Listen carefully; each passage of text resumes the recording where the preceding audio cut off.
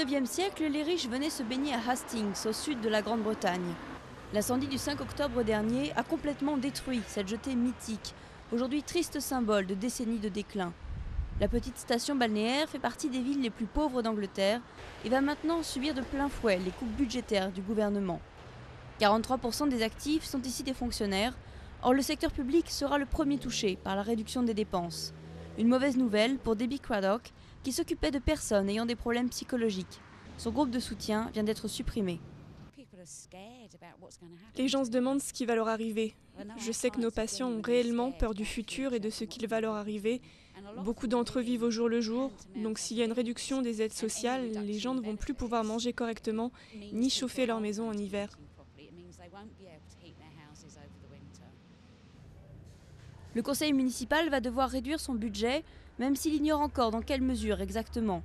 Une certitude cependant, cela conduira à moins d'emplois et moins de services sociaux pour les usagers. Tout ce que je peux dire, c'est que nous passons en revue le budget ligne par ligne, point par point, pour voir ce que nous pourrions faire plus efficacement avec moins de frais. Mais ça ne sert à rien de se voiler la face. Pour réduire les dépenses aussi drastiquement, il ne s'agit pas d'efficacité, il s'agit d'arrêter certains services. David aussi a senti les coupes passer. Il a perdu son travail de responsable des HLM cet été. Mais il garde espoir. Je suis venu vivre à Hastings parce que j'ai obtenu un travail ici, dans les services publics. C'est ce qui m'a permis de déménager et de jouer un rôle dans cette ville. Évidemment, ne plus pouvoir travailler me pose problème. Mais Hastings est une ville résistante, pleine de ressources. Les gens sont pleins de ressources.